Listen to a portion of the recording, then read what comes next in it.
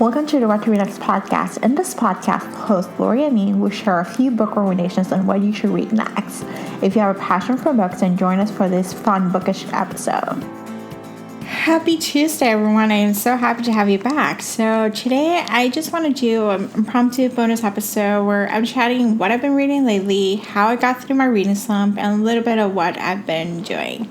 2021 was the year of the reading slump. I literally spent months just focusing on like everything else but reading. From social media, Instagram, TikTok, TV shows, I was just like doing everything but reading. And I try to get out of my reading slump by trying different things. Like for the summer, I read most of the Throne Glass series. I read up to halfway of book 5. And then I got bored and I stopped reading it. I try to read some series, like I read Lost in Love by Louisa James. I read like the whole series back to back.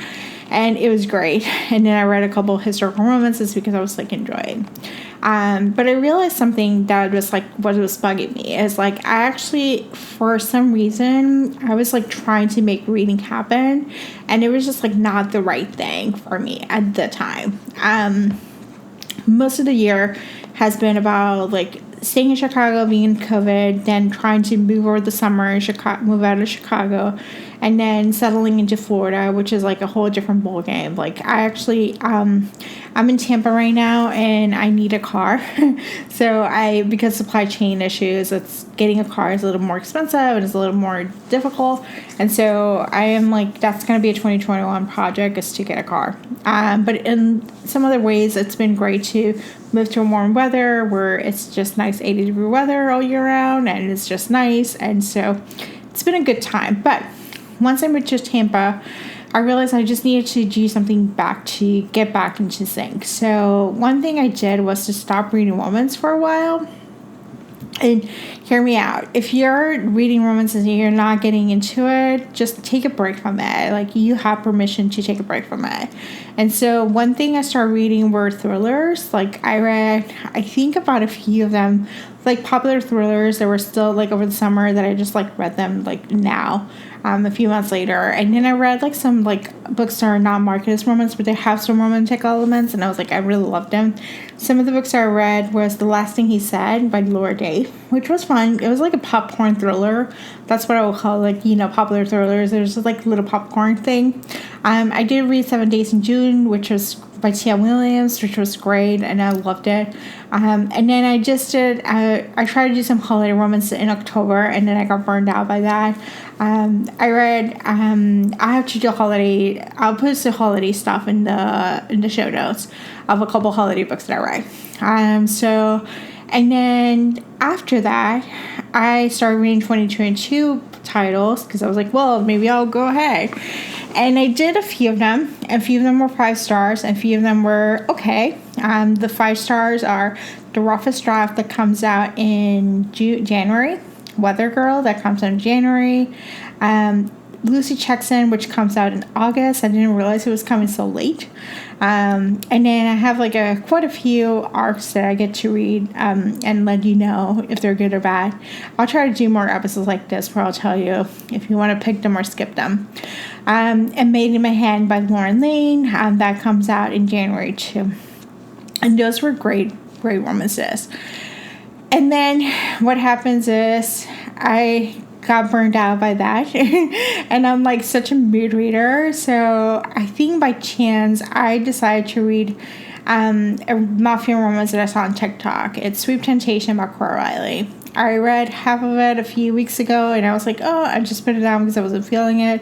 And then last Sunday, I was like, I'm just going to finish it off because it's 50%. I can finish it off. And I got hooked. So right after that, I read a serial killer romance by Sophie Lark.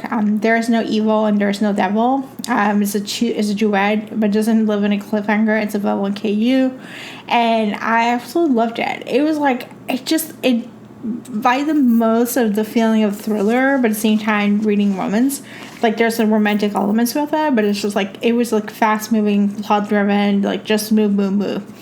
And so based on Sweet Temptation, I saw one side character was mentioned that she was married off to these other family, their terrible family in Las Vegas. And I was like, well, I'm curious, does she have a book? And I looked and she does have a book. So it's book 2 of the Camorra Chronicles. So book 1 is Fabiana's stories, which I did not read. I want to preface that I did not read it.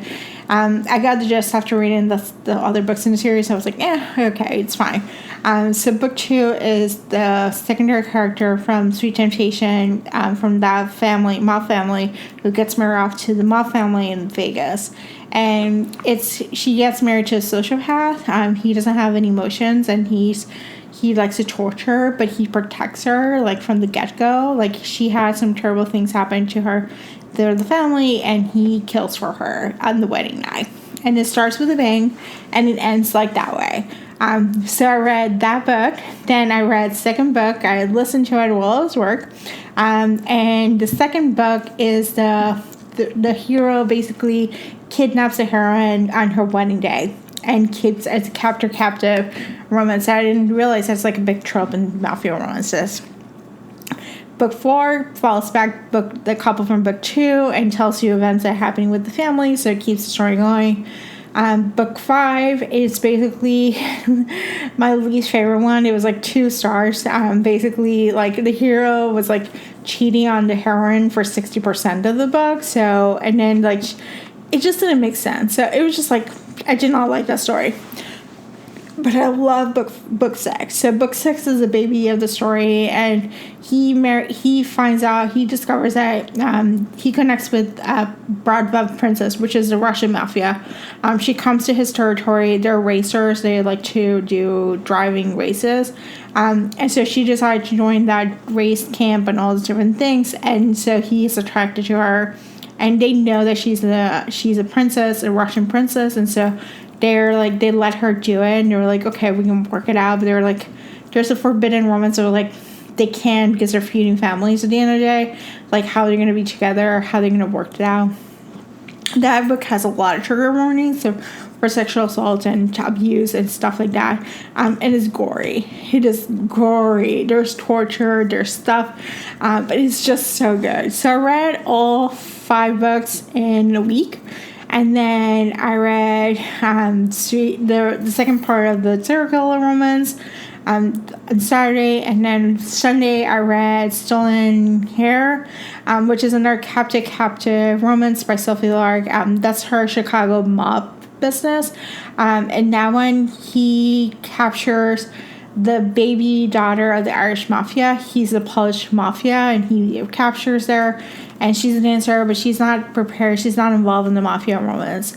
And so she's like, not sure what the hell happened. So that was like pretty much my reading day. Right now, I was like, oh my gosh, I love this dream trope and stuff like that. So I'm loving it. So I'm just like picking up books. So I borrow a few books in the library, and we'll see. I'll give you an update next week. I'll try to do an update next Tuesday and tell you what I read. If you like these episodes, leave a comment in the blog. I think that's the best place to know. Or tweet me or send me a message on Instagram at What to Read Next Pod. So thank you so much for listening. I hope you have a fantastic day. If you enjoyed this podcast, feel free to share with friends, subscribe, rate, and review the show. This is the easiest way to support the podcast. Today's episode's partner is Libra FM. If you're an audiobook listener, then you should add Libra FM as your go-to source for paid audiobooks. Libra FM makes it possible for you to buy audiobooks through your local bookstore. Memberships start at $14.95, and they also have great sales for romance audiobooks each month for $3.99, thanks to the Kiss Club. To sign up for Libra FM, please visit whattoreadnextblog.com/LibraFM. You will receive a free audiobook when you sign up for a monthly subscription. If you purchase a subscription through our link, you will be supporting the podcast at no cost to you. The What to Read Next podcast is part of the Frolic Podcast Network. Please visit frolic.media/podcast to discover new shows to tune in. Thank you so much for listening, and have a great day.